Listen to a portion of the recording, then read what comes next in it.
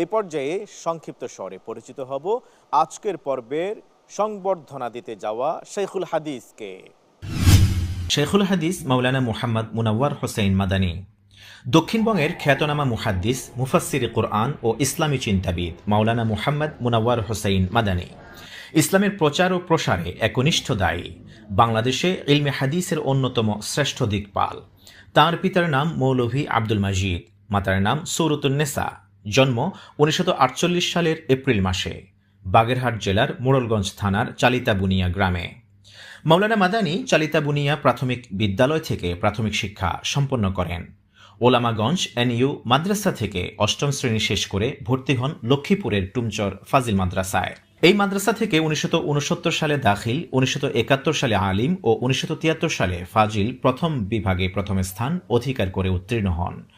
1975 সালে সারসিনা দারুস সুন্নাত কামিল মাদ্রাসা থেকে কামিল প্রথম বর্ষ ও ধামতি কামিল মাদ্রাসা থেকে প্রথম বিভাগে প্রথম স্থান অর্জন করে চূড়ান্তভাবে কামিল সম্পন্ন করেন। 1978 সালে সৌদি আরবের মদিনা ইসলামী বিশ্ববিদ্যালয়ের আরবি ভাষা ও সাহিত্য বিভাগে অনার্স ডিগ্রি লাভ করেন। 1985 সালে রাবেতা আলম আল ইসলামী মক্কা মুকাররমা হতে দাওয়া বিভাগে ডিপ্লোমা কোর্স সম্পন্ন করেন। 2003 সালে দারুল ইহসান বিশ্ববিদ্যালয় থেকে দাওয়া ও ইসলামিক স্টাডিজ বিভাগ হতে কৃতিত্বের সাথে মাস্টার্স ডিগ্রি অর্জন করেন। এছাড়াও আরবি ভাষা ও দাওয়া বিষয়ের উপর একাধিক ট্রেনিং কোর্সে অংশগ্রহণ করেন তিনি। বরেণ্য এই শিক্ষাবিদ 1975 সাল থেকে শুরু করে 1977 সাল পর্যন্ত কুমিল্লার ধামতি কামিল মাদ্রাসায় মুহাদ্দিস হিসেবে শিক্ষকতা করেন। পরবর্তীতে খুলনা আলিয়া মাদ্রাসায় মুহাদ্দিস হিসেবে যোগদান করেন। 1983 সালে সৌদি সরকারের ধর্ম মন্ত্রণালয়ের দায়ী হিসেবে নয়াটোলা কামিল মাদ্রাসায় হাদিসের পাঠদান করেন তিনি। তারপর যোগ দেন দারুল আরাবিয়া বাংলাদেশে।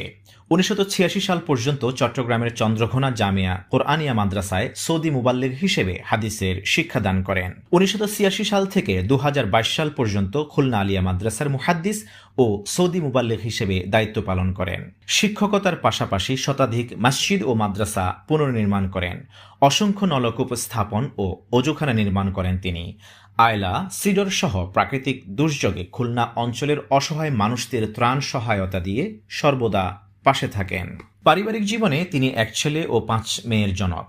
আন্তর্জাতিক ইসলামী সেমিনারে যোগ দিতে সৌদি আরব, দুবাই ও পাকিস্তান সহ বিভিন্ন দেশ সফর করেন আলোকিত এই মুহাদ্দিস। ইসলামী দাওয়া ও আরবি ভাষার প্রচার ও প্রসারে একাধিক গ্রন্থ রচনা করেন তিনি। জাতীয় পত্রিকাতে তাঁর গবেষণাধর্মী অনেক লিখনী ইতোমধ্যেই প্রকাশিত হয়েছে। বর্ণাঢ্য জীবনের অংশ বিশেষ আমরা দেখে নিলাম, জানলাম আজকের পর্বের আমন্ত্রিত শেখুল হাদিসের বিষয়ে। এ পর্যায়ে স্টেজে আসতে অনুরোধ করছি সম্মানিত অতিথিদ্বয় ওস্তাদ শেখ শাহ মোহাম্মদ ওলিউল্লাহ হাফিজাহুল্লাহ এবং মুহাদ্দিস মাহমুদুল হাসান হাফিজাহুল্লাহ। বিসমিল্লাহির রহমানির রহিম।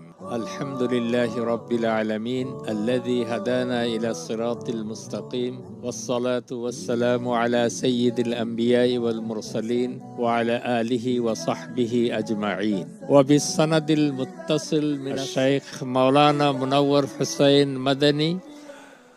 আলহামদুলিল্লাহ, আমরা আজকের পর্বে পরিচিত হয়েছি, বর্ণাঢ্য জীবনের অংশ দেখেছি। আজকের পর্বের জন্য আমন্ত্রিত ছিলেন যিনি, ফদিলাতুল শেখ মাওলানা মনোয়ার হোসেন মাদানী রহমতুল্লাহি আলাই, যিনি আমাদের এই প্রোগ্রামে আসার জন্য খুব উদ্গ্রীব ছিলেন, অতি উৎসাহী ছিলেন এবং আমাদের দাওয়াত তিনি সানন্দে গ্রহণ করেছিলেন। ঢাকায় একাধিকবার তিনি এসেছিলেন এই প্রোগ্রামকে কেন্দ্র করে। আজকে শেখুল হাদিসের এই শূন্য আসনে, এই মসনদে তার বসার কথা ছিল। তার জবান থেকে সরাসরি 2-4টি কথা শোনার আমাদের ইচ্ছা ছিল, কিন্তু আল্লাহ সুবহানাহু ওয়া তাআলার ফয়সালা হয়েছে, তিনি আমাদেরকে তার শর্ট বায়োগ্রাফি করিয়ে পর্যন্ত দিয়েছিলেন। তার কাছে যখন হাদ্দাসানার ক্যামেরা টিম গিয়েছিল, তাদেরকে তিনি সর্বোচ্চ সমাদর করেছেন, তাদেরকে আতিথেয়তা করেছেন এবং বায়োগ্রাফি তৈরিতে সর্বোচ্চ সহযোগিতা করেছেন।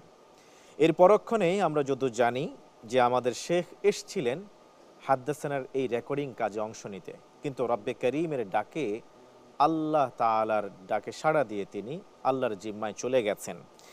তারপর আমরা সম্মানিত অতিথি দুইজনের কাছ থেকে আরও ইন ডিটেইলস আমরা শুনবো আমাদের এই ইলমে হাদিসের মহান মনীষী, পণ্ডিত, ফদিলাতুল শেখ মাওলানা মুনাওয়ার হোসেন মাদানী রাহেমাহুল্লাহ সম্পর্কে? প্রথমত শুধু দোয়া করি আল্লাহ তাআলা তাকে ক্ষমা করে দিন, আমিন তাকে জান্নাতুল ফেরদাউসের উচ্চ মাকামে মেহমান বলে কবুল করুন, আমিন আর আমাদেরকে এবং তার পরিবারকে সুখ সহ্য করার তৌফিক আল্লাহ তাআলা দান করুন। আমিন। রাসূলুল্লাহ সাল্লাল্লাহু তাআলা আলাইহি ওয়াসাল্লাম যেমন যে কোনো কবর দেখলেই তিনটি বিষয়ে দোয়া করতেন। একটা হলো সালাম দিতেন, শান্তির বার্তা দিতেন। দ্বিতীয়টা বলতেন, তোমরা আগে এসেছো, আমরা পরে আসব। তার মানে মৃত্যুর পেয়ালা পান করতেই হবে। কুল্লু নাফসিন যায়িকাতুল মাউত। তো 3 নম্বর রাসূলুল্লাহ সাল্লাল্লাহু আলাইহি ওয়াসাল্লাম বলতেন, আল্লাহ তোমাকে আমাকে ক্ষমা করে দিন। তো আজকে আমাদের আমন্ত্রিত শাইখুল হাদিস তিনি নাই, মাদানী হুজুর নামে খ্যাত, তিনি নাই। আমরা তার জন্য দোয়া করি। তিনি আগে চলে গিয়েছেন, আমরা তার পিছনেই যাব। আল্লাহ তাআলা তাকেও ক্ষমা করুন, আমাদেরও ক্ষমা আমিন করুন। আমিন আমিন। তবে তার সাথে আমার বেশ কিছু স্মৃতি রয়েছে। আমি সরাসরি তার ক্লাসের প্রাতিষ্ঠানিক ছাত্র নই, তবে আজ থেকে প্রায় 32 বছর আগের কথা। তৎকালীন সৌদি আরবের এমবেসির উদ্যোগে ঢাকায় একটা প্রশিক্ষণ কর্মশালা হয়েছিল আলেমদের নিয়ে, এবং ওই প্রশিক্ষণ কর্মশালাতে আমি একজন প্রশিক্ষণার্থী ছিলাম। আর ওই প্রশিক্ষণ কর্মশালায় তিনি সৌদি আরব মদিনা বিশ্ববিদ্যালয় থেকে ফিরে আসা আজ থেকে 32 বছর আগের কথা, তিনি ছিলেন একজন প্রশিক্ষক। ওই প্রশিক্ষণে আমি তার সরাসরি ছাত্র, এই জন্য আমি তাকে শিক্ষক হিসেবে সম্মান করি। তবে আজও আমার মনে পড়ে, আজ থেকে 32 বছর আগে ওই প্রশিক্ষণ কর্মশালাতে তিনি আমাদেরকে ইহুদিদের ষড়যন্ত্র, ইহুদি ষড়যন্ত্রের ব্যাপারে ক্লাস দিয়েছিলেন, এবং আরবিতে এর শিরোনাম ছিল আল বরতুকুলাত আল ইয়াহুদিয়া লিল হুকামা আস-সাহয়ুনিয়া।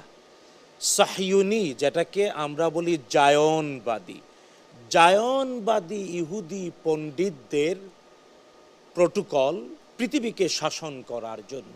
আমার আজও কানে বাজে, আমারই শিক্ষক এই বিষয়গুলো আমাদের সামনে বলেছিলেন। তিনি তার জীবনটা দিয়ে খুলনা অঞ্চলে মাদানী হুজুর নামে বিখ্যাত, তিনি দ্বীনের সেবাই করেছেন।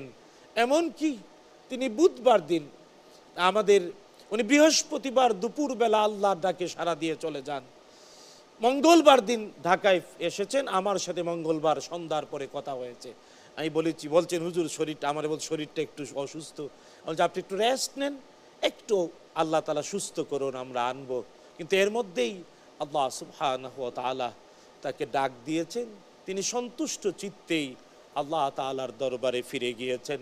আমরা দোয়া করি কোরআন আল কারীমের আয়াত তার জন্য আল্লাহ মঞ্জুর করুন। ইয়া আইয়াতুহান নাফসুল মুতমাইন্নাহ ইরজিই ইলা রাব্বিকি রাদিয়াতাম মারদিয়া ফাদখুলি ফি ইবাদি ওয়াদখুলি জান্নাতি।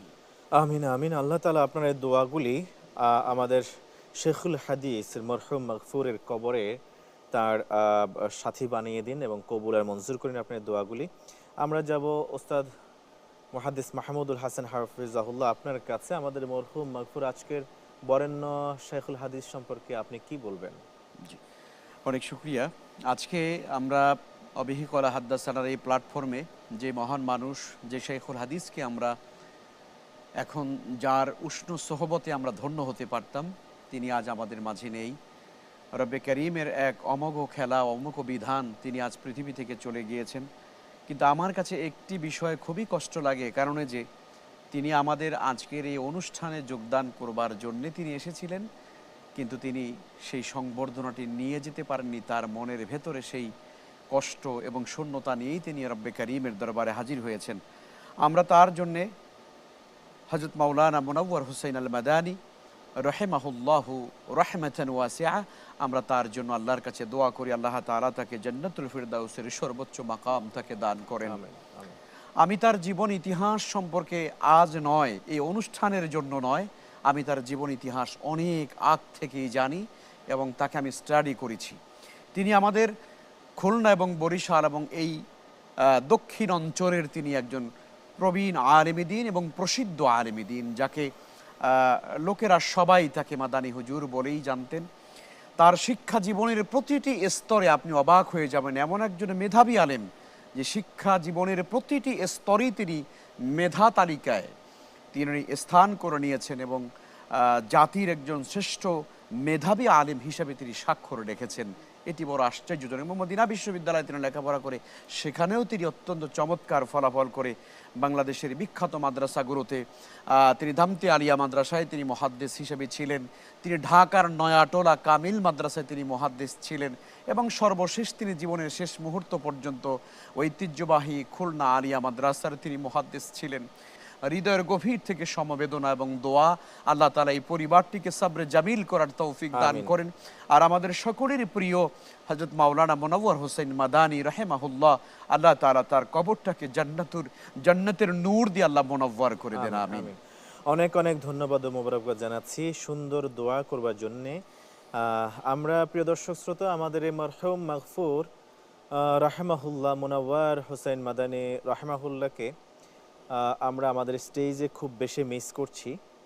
আল্লাহ তাআলার কাছে দোয়া করব, আল্লাহ তাআলা যেন ইলমে হাদিসের খেদমত করে যাওয়া এই শেখুল হাদিসকে বিশ্ব নবী সাল্লাল্লাহু আলাইহি ওয়াসাল্লামের সাথে কবর জগতে তার সঙ্গী সাথী হিসেবে কবুল আর মঞ্জুর করেন। আমাদের ভালোবাসার উপহার হিসেবে আমরা এই পর্যায়ে অনন্য উপহারটুকুন গ্রহণ করতে আমাদের ওস্তাজ ফদিলাতুশ শেখ মাওলানা মুনাওয়ার হোসেন মাদানী রহমতুল্লাহি আলাইহির সুযোগ্য কৃতি সন্তানকে স্টেজে আহ্বান করব আসবার জন্যে।